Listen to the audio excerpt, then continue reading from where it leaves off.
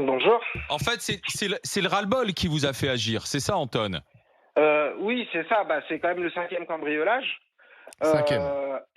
Non, là, pour l'instant, je me suis pas fait justice moi-même, dans le sens où effectivement, certes, je suis allé chercher Bah le oui. cambrioleur dans le quartier pour voir s'il était encore là, mais quand je l'ai attrapé, je l'ai maintenu au sol. J'ai fait un ami qui était avec moi appeler la police pendant que je le maintenais au sol, Oui. et du coup, on a appelé la police. Donc, à un moment, je me suis pas fait justice moi-même. Juste, bah, forcément, j'avais la possibilité de l'avoir. J'allais pas encore le laisser une fois me narguer pour qu'il revienne encore une fois. Et Donc, comment voilà, savez-vous que c'est lui? parce que moi, en fait, j'avais des images de vidéosurveillance. Et sur les images de vidéosurveillance, pendant 24 secondes, ce qui est beaucoup, on voit clairement son visage. Et pourquoi la police le relâche alors si on voit clairement son visage? Et ben justement, je ne sais pas, puisque moi, quand la police est arrivée donc sur les lieux, avant de le menotter et de l'amener au poste, ils m'ont pas cru sur parole. Je leur ai montré les images. Sur les images, effectivement, ils m'ont dit il y a aucun doute, c'est lui. Donc c'est pour ça qu'ils l'ont menotté et placé en garde à vue. Ensuite, quand je suis arrivé au commissariat pour déposer plainte contre lui, la personne qui s'occupait de la garde à vue, qui était une autre personne, m'a dit il n'y a aucun doute, c'est lui. On voit bien sur les images, ils avaient Faire un un long procès? dossier sur lui, multirécidiviste depuis le milieu des années 80. Ah ouais? Et Oui, c'est aujourd'hui, pas un gamin. je ne comprends pas que le lendemain, on le relâche. Non, ce Et n'est pas un Il gamin. va y avoir un procès. C'est pas Est-ce parce qu'il qu'il est faut- relâché à la suite de sa garde à vue qu'il n'y a pas de suite. Il y a pas de Qu'est-ce qu'on suite, vous a dit? Alors, écoutez, moi, ce que m'a dit la police, donc quand ils m'ont appelé le dimanche matin aux alentours de 10 heures, la police m'a demandé si effectivement, donc j'avais une trottinette avec laquelle j'ai vu le soir même. J'ai dit bah non, moi j'ai rien. Ils m'ont dit d'accord. Est-ce que vous avez des empreintes ou de l'ADN? Moi personnellement, je suis pas policier, j'ai pas d'empreintes, Oui. j'ai pas d'ADN, sachant que personne n'est venu en prendre. Donc du coup, je leur ai dit, par contre, j'ai une vidéo que vos collègues ont vue où clairement ils l'ont identifié. On m'a répondu, oui, mais c'est plus compliqué que ça. Parce qu'en fait, on Euh, n'a pas retrouvé les trottinettes volées chez l'individu. a priori, je sais pas, on m'a pas confirmé ni infirmé qu'il y avait eu perquisition, mais par rapport à cette question, moi je pense qu'il y a eu effectivement et qu'ils n'ont pas retrouvé chez lui. Oui, bah enfin, et son visage a été identifié, c'est ça qu'on comprend pas. Exactement. Et son visage a été identifié par une caméra à l'intérieur de mon commerce. Mais pardon, mais Euh, est-ce que les policiers sont venus dans votre commerce relever des empreintes? Alors, pour le cambriolage de ce week-end, non. Pour le cambriolage de la semaine dernière, oui, mais comme il était passé par le toit et qu'il avait plu toute la nuit, bah du coup, il n'y avait plus rien Et vous d'exploitable. pensez que c'est toujours le même qui vous vole? Bah oui. Alors, j'ai la certitude et les preuves aujourd'hui que c'est le même pour le cambriolage de la semaine dernière et celui du week-end dernier. C'est dingue cette histoire. Car du coup, après l'appel de la police, bah moi j'ai continué mon enquête. Je suis allé au Super U à côté de mon commerce. J'ai demandé très gentiment à l'agent de sécurité de me les fournir. Après négociation, parce qu'il n'avait pas le droit sans l'accord de son directeur, il a bien voulu me montrer les images et je peux vous assurer aujourd'hui, avec les nouvelles images du Super U, que c'est bien la même personne qui m'a cambriolé le week-end dernier et la semaine d'avant. Mais Anton, vous nous avez dit c'est un multirécidiviste, c'est ça? Depuis les années Tout à fait. 80, Mais il est à la retraite. donc c'est quelqu'un qui est largement connu des services de police Oui. pour des faits Oui. délictueux. Pourquoi est-ce qu'il est toujours actif, entre guillemets, quoi? Bah, honnêtement, je ne sais pas. La seule chose que je peux vous dire, c'est qu'effectivement, l'OPJ qui m'a reçu avait un dossier dans les mains sur ce monsieur que je n'ai pas vu, mais où il y avait quand même pas mal de feuilles. Donc c'est sûr que le monsieur est très bien connu des services de police et la personne m'a bien Mais confirmé que c'est un monsieur qui est effectivement très bien connu des services de police pour diverses choses, hein, parce qu'elle m'a dit il faut bien se diversifier. Donc l'OPJ, moi que j'ai vu, était vraiment dégoûté, était vraiment compréhensible, elle était très gentille. Vraiment, hein, c'est une personne qui a vraiment compris D'accord. mon désarroi. vous êtes Euh, persuadé que cet homme-là ne sera pas inquiété en fait? Bien sûr. Bah aujourd'hui, pour moi, il sera pas inquiété parce que quand j'ai rappelé donc la personne en charge de l'enquête avec les nouveaux éléments, Donc la personne m'a dit qu'elle avait été relâchée faute de preuves suffisantes et que si elle l'avait pas relâchée, le dossier aurait été classé sans suite, mais qu'elle allait faire une demande au parquet. Mais donc déjà ça veut dire que s'il n'y avait pas eu d'autres cambriolages, juste pour ce cambriolage-là, ça veut dire qu'en fait une vidéo c'était pas suffisant. Ça veut dire il faut que la personne me recambriole en fait pour avoir des preuves suffisantes du coup.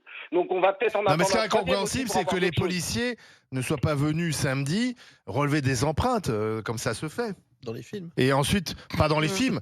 Bah, on a tous parfois été victimes de cambriolage et des policiers, maintenant, ils relèvent les empreintes. C'est une preuve. Ensuite, si en plus on a l'individu, c'est assez facile de recouper. L'enquête, elle n'est pas très compliquée à faire. Alors moi aujourd'hui ce qui se passe c'est que donc la policière chargée de l'enquête donc je lui ai expliqué que j'avais pu voir les images du Super U, donc m'a demandé d'obtenir le contact de la personne du Super U qui sera en mesure de lui fournir les images. Je lui ai dit qu'il y avait aussi notre entreprise à côté de la mienne où on pourra avoir de bonnes images et bien voir la personne en train donc d'ouvrir notre portail pour s'enfuir. Elle m'a dit pareil d'avoir ce contact-là et ensuite de revenir vers elle quand j'aurai les nouveaux éléments. Elle peut pas le faire elle-même. C'est la commissaire ? Non, ce n'est pas la commissaire, mais en tout cas, c'est la personne qui est chargée de l'enquête. C'est quel commissariat ? Le commissariat principal de Lyon. Et cette personne, je crois qu'elle est rattachée à un autre commissariat. Donc en fait, on vous demande de faire l'enquête. Oui, c'est ça. Moi, cette personne m'a dit qu'elle voulait vraiment tout faire dans les règles et faire les choses bien pour qu'il y ait une suite derrière. Pour qu'il y ait une suite et qu'il soit condamné. Mais vous avez porté plainte de toute façon là. J'ai porté plainte, mais aujourd'hui, en fait, pour qu'il y ait une suite, ça veut dire que moi, il faut que je continue l'enquête. Donc, oui, c'est ça qui est bizarre. C'est plutôt ça qui est bizarre. Mais d'un côté, ce qui est bizarre, c'est que moi, c'est moi qui l'ai, je fournis quand même les preuves, et ensuite, derrière, il faut que j'aille chercher d'autres preuves et que je donne à la police un moyen d'aller récupérer ces autres preuves.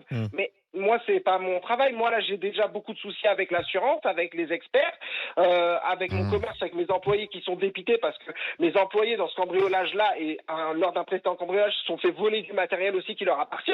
Donc moi, derrière, il faut que j'arrive à garder mes employés motivés, qui est toujours avec l'envie de travailler, alors qu'ils se font voler. À un moment donné, c'est compliqué. Il en fait quoi, à votre avis, des trottinettes volées ? Il revend. Bah, je pense qu'il les revend, puisqu'on est sur des trottinettes très chères. Là, il y a une trottinette à plus de 4 000 € qui a été volée. 4 000 Ah ouais. Ah putain. Donc, on est sur des produits qui sont très chers. Anton, vous êtes dans un quartier à problème ou pas du tout ? Ah non, nous, on est à Lyon 6e.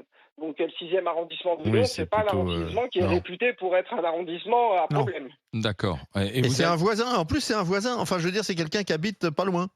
C'est quelqu'un qui, effectivement, habite pas loin, qui habite à proximité de la partie. Il est quand même gonflé, lui. C'est dingue. Mais il y aura une suite. Charles, toi, avocat, qu'est-ce que tu penses de cette affaire, quand même ? Moi, je pense que, normalement, le standard de preuve exigé par les tribunaux pour réprimer un cambriolage n'est pas très élevé. Normalement, il suffit d'avoir quelques éléments plus ou moins contestables.